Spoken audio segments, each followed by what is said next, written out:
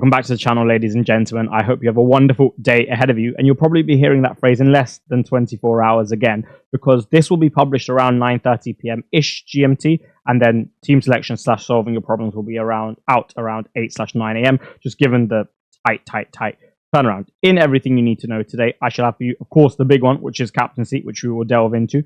We will, of course, have as well the assistant manager for those of you who have him, as well as 2 players which I think you could sell and 5 which I think should be on the wish list to some extent, at least. Maybe slightly less detailed in terms of the amount of topics that we're used to and everything you need to know. But like I said, such is the nature of the deadline. And if there's anything that I miss, you can always, I can always include it in solving your problems. Just let me know. One thing that I'm interested in, and you can see my team on the screen, is have a guess in the comment section what transfers I'm going to make in the team selection tomorrow, just because I don't think too many of you will get it. So I'm just to see who does. And apart from that, we can hop into the video. One thing you may have noticed in the introduction is that there was an absence of a polite request for a like on the video should you enjoy it, and equally a subscribe if you're a new or regular viewer around here who has watched many a time but not subscribed. So if you could do that now and just click the button, it would take 2 seconds of your time and it would really help me out. I'm very appreciative, just like I was very appreciative of the generous likes left on the last video. So thank you very much for that. One other thing you may notice is that it says Cole Palmer has Leicester at home. It should say Southampton at home. The rest of the analysis is for Southampton. Just that I delete the slide after I make it, and I can't go back and edit it. Excuse me for that. One thing before we go on to the 2 main candidates is Jared Bowen is discussed later in this video, but I have seen some shouts for a differential captaincy there, and honestly, I don't mind it. We'll talk about it more later in the video, but I do genuinely think, in some cases, with strong enough conviction, it's actually quite justifiable. This time we shall start with the football analysis as opposed to the strategic, and kind of incorporate it later, just intertwine slightly differently around. I would like to take you back to game week 20, where Mohamed Salah had Man United at home and Palmer had Crystal Palace away. Not only did Palmer win, but he really should have won by more, just based off the performance. What did Liverpool somewhat struggle against? Man United's 5-4-1. And this was something we spoke about prior to that game, that the 5-4-1 is a very difficult system currently for teams to come up against. We also spoke about this in the Arsenal versus West Ham analysis section. Even though West Ham employed a 5-3-2, I was just speaking about the distances between the players, the energy in terms of the output and the physical output that you get out of the midfielders, and the nature and the makeup of the modern better side being more geared towards being more proficient in the transitions as opposed to breaking down the deep blocks, just given the necessary athletic and physical standard required in the league. Newcastle, and Eddie Howe in particular, has showcased a willingness to be adaptable in these big games, and he's honestly been quite successful in these big games. Think about when Manchester City pulled up to St James's Park early in the season, I think around game week 5-6, 1-1, and he basically went man-to-man high and then 5-4-1 off the ball. What did he do against Arsenal? He did the same thing. Albeit in a different fashion, he did the same thing. So, again, I expect them to go high, in a high man-to-man high press, and then transition into a deeper 5-4-1. I think when they go and press man-to-man high, I think they'll do something similar to what they did at St James's Park, which is where they'll really try and hassle the pivot. Similar to like Liverpool's 4-2-4 press, where there's not a lot of pressure on the centre-backs. I think they'll let the centre-backs have the ball a little bit more, considering Konate's good on the ball, and Van Dijk's probably one of the best centre-backs on the ball in the world. He's obviously got not just the press resistance, but also the range with those diagonals into the hold-up monster that is Salah. So personally, I just don't think that is the smartest approach. I wouldn't be surprised if they incorporated that somewhat, because they do that to most teams. I do think they'll be a little bit less aggressive against Liverpool and really look to just cut the circulation to the pivot. But that certainly is an option. I don't think it's a bad solution, just given how good they usually are at it. For example, at the Etihad, they had a poor day with their press, and it was far more lethargic than you would have hoped for. And they did end up trying to press the centre-backs and just go all the way. I do think it would be a slightly better approach if they just did it for the pivot, but nonetheless, even if they are to go for the centre-back, as I've said prior, I think for them it will be just about okay. I prefer the former. Going back to the 5-4-1, I spoke about how current makeup of most of the modern better sides are geared to a side which is slightly more proficient in transitions, as opposed to having the necessary weapons to break down these deeper blocks. You look at United being the best example, like that 5-4-1. Liverpool really didn't create a flurry of chances after the first 20 minutes. And this is not exactly the best United side you've ever seen as well. Newcastle's 5-4-1 will probably be better.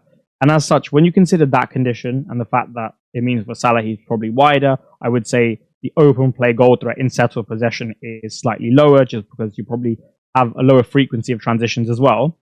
I think this would just be a little bit harder for him. And then you look at the rest of the team, as good as Sabozai's been, I don't think this is necessarily his bread and butter to like function in that half space and break down these deeper blocks. Luis Diaz at 9 hasn't been particularly effective against these deeper blocks. I imagine Gakpo goes to left wing and Diaz moves into the 9 role. So I wouldn't say Liverpool are coming up against their favourite set of conditions. I would say this is actually their worst conditions, and probably the worst for Salah as well, because you'll see him a little bit wider and have less opportunities as such to engage in more so goal-scoring opportunities. One thing that makes the 5-4-1 so effective is how it interacts within the game in a spatial sense against teams that are trying to break you down. If you think about, for example, maybe even Manchester City yesterday, where they would utilize switches of play to essentially get Doku isolated with Trent, the switches of play against the 5-4-1 become less effective because you have one less man high and in central areas, meaning that you can spread them across the midfield line. So whenever a switch of play does happen, you always have someone who's not necessarily as close ball side as you would expect with a 4-4-2, for example, which then allows him to double up with your fullback on the other side against the opposition winger, and even handle the 8 in close proximity as well, right? So that's one reason, for example, why it's so effective. And then just in general, I would say that the linear spacing, if you want to frame it like that, just in terms of everywhere on the pitch, that regardless of what you do, there's always going to be someone in close proximity to you, and then you combine like a high level of physicality, and all of a sudden you have so little time, and even getting in between the lines is very difficult, and then going in and being effective in between the lines just because of the lack of time you have. So there's a number of reasons why it's effective, but that's just a very, very quick, not even summary, just on it. There is one particular duel that I would like to speak about from yesterday, which essentially allows me to show you why I think Salah's prospects for this week might be slightly worse than they usually are. There was a duel between Ake and Salah, about 20 to 30 minutes in the first half. It won't be in the highlights, but Salah got the ball. He was just a bit ahead of the halfway line, and the close control that he showcased was unbelievable. And then the strength and speed to get past Ake was, again, unbelievable. And I watched it and I thought, wow, like that is out of this world. Is so good. I didn't come to anything because he messed up like an action after that, but it was a very difficult chance nonetheless. To do that against Nathan Ake is no joke. There's a reason like he's discussed as like the 1v1 clamper, because to go against him 1v1 is so difficult. And Salah won, I think, another duel against him in that sense as well. So it's so impressive. However, the reason I bring it up is I started with where it was on the pitch. And I don't think that will happen too much to Lewis Hall, because like I said, okay, fine. If Liverpool catch them in transition, which they will at times in the game, yeah, I think Lewis Hall's in trouble. And I think when he's defending in those type of situations where he's really one-on-one with his winger and he's got space both laterally and in behind to cover, he's not as good. However, when you put him deep and you just ask him to duel again and again and again without too much space behind him, right? Because when like a player goes past you in the sense where the fullback's higher, they don't have to decelerate. There doesn't have to be a massive shift in body orientation. But from when defending in a deeper standpoint, you do, because once you get past the player, you have to readjust. Another player is coming at you very quickly. You have to decelerate. You have to make another decision, whether you cross or whether you shoot, whether you cut inside. Whereas that's not as relevant when you're higher up the pitch, because you kind of just run, right? You just run with a fairly similar body orientation. So in these type of duels, I think Lewis was very competent, and I actually think he could do quite well against Salah in this sense. Now, of course, he'll have those duels where it's from a transitional standpoint and it's just higher up the pitch. And yeah, Salah could probably get the better of him. Definitely will get the better of him at least once. But I just don't think it'll be at the frequency that you probably expect or associate a typical Liverpool-Newcastle game to have in terms of the number of transitions, just given Eddie Howe's different approach in these bigger games and the fact that he's been very successful in them. On the flip side, he's producing what, in my opinion, is the best Premier League season we've ever seen. And statistically, it's difficult to argue. He's one of the best players this league has ever seen, and he's at his absolute peak, right? Not to mention, Newcastle still have issues. So, for example, there won't be any Joel Linton. I think Lewis Miley's performance against Nottingham Forest is very encouraging, because it will give them a more defensive-minded midfielder to put into that team away at Liverpool, if he chooses to start him over Jacob Murphy or Sandro Tonali. But nonetheless, at least they've got some depth, even if it is off the bench. And second of all, this Newcastle side in transition, I don't think are particularly good in terms of the defensive transitions, especially if Tonali is to play at the base.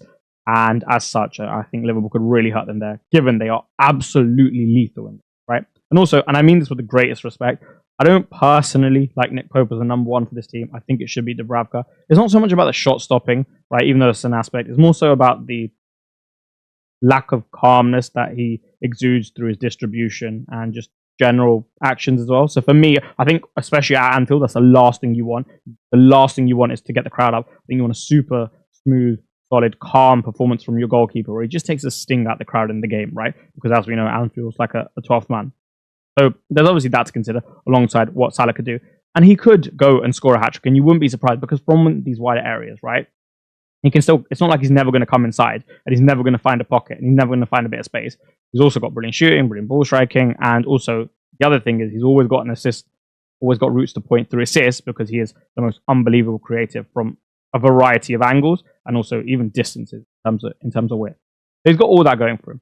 But what I would say is with this type of setup and given the analysis, the floor is a little bit lower or quite a bit lower than it is used to being, just because he may not catch them out as many times as he would other teams, and he won't have as much involvement in those half spaces, and maybe he has to do a bit more defensive work than usual. For example, one thing that he's done this year is less defensive work than the left side of winger, for sure, without a doubt. Whereas I don't think he will be allowed to stay as high and wide as often, because not only do you have Anthony Gordon to protect against, but also Lewis Hall, and I feel like Gordon and Hall versus Trent is going to be a battle that those two would certainly win, as opposed to the other way around in that sense when Newcastle are going forward. So I think he has to do a bit more defensive work as well, and therefore that lessens his ability to hurt Newcastle on transition. And as such, I think with a relative lower floor, it makes a very interesting prospect to potentially go for Cole Palmer, which we'll get onto now. But the main thing for me is the ceiling's still there, but the floor is certainly lower with the conditions provided to him. And I think that's the big thing about going against Salah. Because I'm going against Salah this game week. That was one thing that I guess implied when I was saying he was just too good, because he can always produce a moment. But I think against this team, in these conditions in particular, slightly less likely. Now, the Cole Palmer analysis certainly won't have that depth to it, because my line of thinking isn't particularly elaborate, as it states there. Firstly, Chelsea are a much better team than Southampton, right? That is more of an objective than subjective thing. I would say equally as important is the styles in which teams employ. For example, let's say there's a team like Liverpool, who are a much better team than Man United, but United employ a system and provide them with the set conditions that are not really so optimal for them. All of a sudden, you can discuss going against Salah.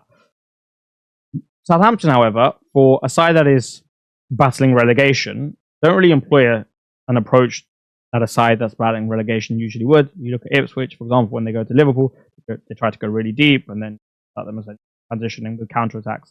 And it doesn't work, but nonetheless, the approach, I think, is one I agree with more. But Southampton don't really do this. They're more aggressive with their press, and the spaces that they leave on the pitch are huge. And the thing is, for me, it's quite counterintuitive, because ultimately, the reason that you'll be at the bottom of the league is due to player quality as opposed to anything else. And I mean this with the greatest respect. And the more space you offer the other team means the more 1v1 battles that your team will have to engage in, especially from a defensive standpoint.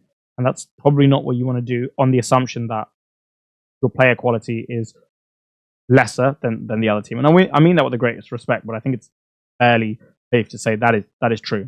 So if you give a team like Chelsea, who have runners as opposed to like creative, the thing is, if Southampton were going to go there, and I knew they were going to go like 5-4-1, really deep, press nothing like they had done in the past, I really wouldn't be so keen on this. But considering they're probably not going to do that, or at least they haven't shown that in the past, if they're going to give a Chelsea side who have runners, for example, Neto at false 9, and they're going to give a world-class creative in Palmer space, I just think that there's an opportunity for the scoreline to rack up. Brighton honestly should have beat them like 8-0, 9-0, 10-0. The amount of chances they had, the amount of chances that Minter had to put the game not only to bed, but to make the scoreline maybe close to one of those 9-0s like we saw in the past with Leicester and Man United. Well, he had quite a few. So, yeah, on another day, that's a bigger scoreline. I think Chelsea will have somewhat of a similar opportunity to do the same. Honestly, I think right now, Brighton are a better side right now. But at least this game's at home. I think that will help. And it's a good way for us to get back into our stride. And I think Palmer will be itching to get on the score sheet as well. Like, I think if you look at some of his reactions to some of the moments that have happened in games, I think he might just force it a little bit more, given he feels like he's got a bit of a lack of help from his team, which is kind of fair to an extent. So yeah, like I said, not the most elaborate line of thinking, but I just think that we're going to put quite a few past Southampton, and given he's the best player on the pitch, he should do quite well. But considering the floor assessment of Salah, I have to go for Cole Palmer. I think the upside's there, and Salah's floor is lower than what it usually is, and that's the main thing. If his floor is like higher, then there's not really much gain for me to be had, even if I am right. But if I'm right this time, I do genuinely think that there'll be a sizable gain. And it's not just Salah's floor, but it's also Palmer's ceiling, given it's Southampton at home. I'll be captaining Cole Palmer. This is the second mistake of these slides, so excuse myself once again. The title purchases upside chasing with sense is also the title for the next slide. This should say Sell Rodgers ? Naturally, it's team dependent, as most things are. However, I think in pretty much most cases, the answer to this question is yes. I think there is a lot of upside available with other options in the game right now, which we will come on to, whereby the opportunity cost of holding him is quite high. Then you consider the fact that he went off with a knock against Chelsea, and Emery's not completely sure if he's going to be fit from his comments, and all of a sudden his expected minutes don't look great in terms of even if he starts, never mind if he doesn't. Secondly, and most importantly, said the opportunity cost, because he's acting as a blocker, given his midfield spot, and given his price tag now, given his selling price, which actually isn't so bad when you consider the other options. Two assets that are very attractive, and not just the short term, but the immediate term. For example, let's say he blocks like a Bowen or a Kudus, or a Neto. Well, that's no Leicester at home, no Southampton at home, and instead maybe you have to field like a Bournemouth midfielder away at Brighton. I'm not particularly bullish on Bournemouth, but I am more so on Brighton, albeit like I think it'll end in a. That's just my feeling, but if it doesn't, I'd say Brighton are more likely to win given the way they're playing, given the slight shift in their approach as well, possession based. And thirdly, he blanks in 29, so you have to get rid of him anyway. I just feel like you may as well get rid of him this time around when there's other opportunities present. Yeah, that's my thing. And he'll probably go down in price by the time as well. By the time we reach there, you're saving yourself, even if it's 0.1. 0.1 is still helpful, right? Because 0.2, the difference between Calvert-Lewin and Wood in gaming like 5 for me. And imagine how different my season would have been had I gone Chris Wood. Who knows? Maybe worse, maybe better, but still, I wouldn't have minded those Chris Wood points. So for me, this is a pretty easy sell. Like, this is a solid sell. Gakpo, personally, I still say yes. I expect Liverpool to do well. And I still think that Liverpool are going to win, even with my Salah analysis. But I'm just not sure that he's going to haul in this game. Whereas I think that others are more likely to haul, but also probably have a higher floor. And he's coming back from injury, so you can expect reduce expected minutes, especially when it will be such an intense game. And then thirdly, he's somewhat rotation prone for that Southampton at home picture, given he's got PSG at home and away either side of it. So for me, both of these guys are sells. And the reason I bring it up is because there are some purchases that you could make which would incorporate upside chasing in your team in the form of Jared Bowen, Mohamed Kudus, Matthias Cunha, Pedro Neto, and Omar Marmoush. One player you will not see on here, who I think could be in the category, is Jean-Philippe Mateta. And I would say that's very much for you guys who are on free hit 29. Given a lot of people aren't, and given it's even somewhat risky given it's Villa, and yeah, a lot of people aren't, I thought I would just leave that for now and go for more of the general picks. But I thought it was relevant enough. Personally, I think he could actually do quite well against Villa. So if you wanted to go there and you're free hitting 29, given the fixtures he has at 28 and 30, and obviously the double on 32, right? He was someone I missed out on because I talked about him a lot, and I somehow took myself out of it and been punished, I think, for that. And I've definitely been punished for that. Anyway, moving on away from Jean-Philippe Mateta onto these 5 guys. For me, between the West Ham pair of Leicester at home, Newcastle at home, Everton away, I like it. Like, I think they're going to do well. Not only do they have the fixtures, in my opinion, because I think Leicester at home is good. I think Newcastle at home is pretty good as well, because I don't think Newcastle go 5-4-1 against them. And they've also got the form following the victory against Arsenal. But it's just the morale in the camp. It just seems a lot better. Potter is a manager I like. Potter is a manager that can produce goal-scoring sides. We saw that at Brighton. So for me, these two will have good prospects. 90 minutes, a lot of routes to points in open play. Jared Bowen will have penalties. He'll also have some set pieces. That's very helpful. And also, this guy just scores goals, and he's a very good footballer. Similar to like the Cunha mold of asset, right? Like super reliable, and he'll get you points. I mean, like 16 goals and 6 assists last season. He's no joke at his price tag. One thing I would say is I think Bowen will be like the right wing against Leicester. I think Kudus will play in the middle, maybe with Carlos Soler on the left, and then probably Evan Ferguson gets the nod up front, I would say, for this game. I think if you're going to get him to start and you only want him to play 60-70, this is probably the one. And I only really have good things to say about both of them. I think Kudus is due. I think there's been a lot of instances where he nearly got returns, but somehow managed to shave him. I think he's got like 3 goals from 5 XG. Like really bad for a player of his quality this season. And as such, I think with the positions he's getting into, the minutes he has, the quality that he has, the returns are coming. So I like both of them. I literally have nothing negative to say about either. I guess if you have the money, I would go Bowen. But I genuinely don't think that if you don't, it's the end of the world. I think Kudus is going to do quite well. Or at least well. Cunha is it's just the same thing with Cunha pretty much every time we speak. Very, very good, super reliable, highest floor of maybe anyone in the game, genuinely, Salah aside, and he's just brilliant, right?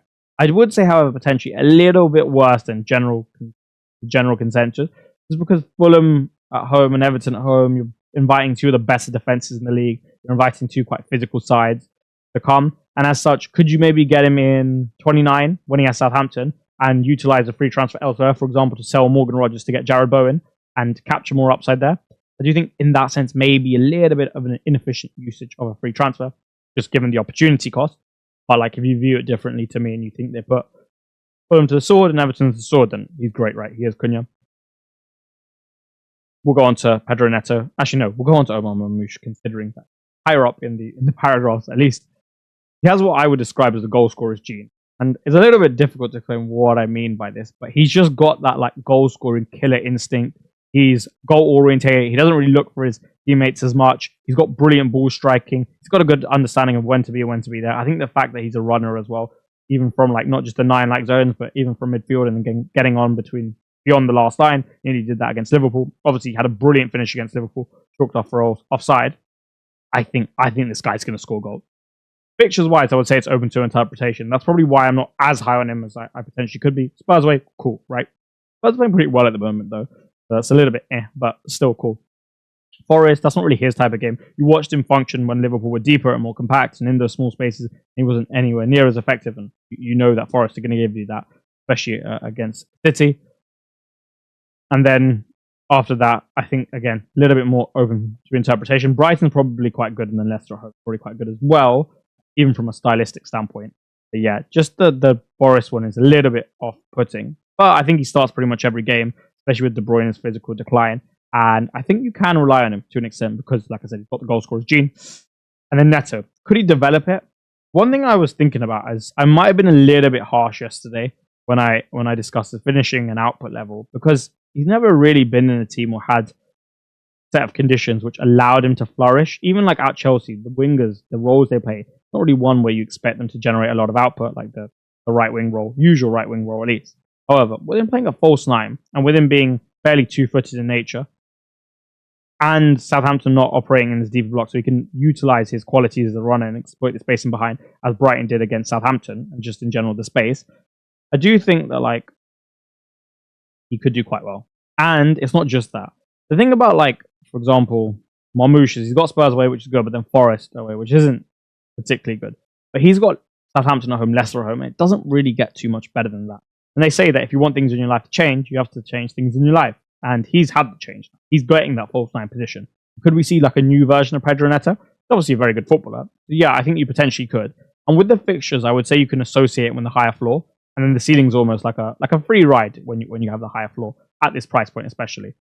So for me, it's certainly an option, and I would be considering it. When I first looked at this game week for the assistant manager choice, it actually looked like one of the best game weeks in which to do so. But given the shifts in form of sides and thus the shifts in the table bonus managers available to yourselves, it's done, I don't particularly like, and I don't really like any of them. And as such, the section might be slightly shorter than usual.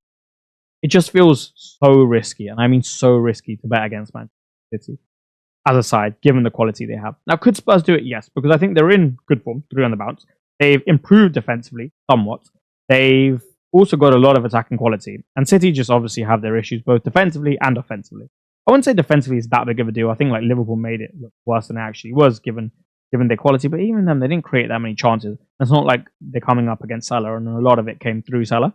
Right? Kusanov, for example, I was very impressed with. I think him, Ake, Guardiola is more than good enough to lock out this Spurs attack to an extent, at least.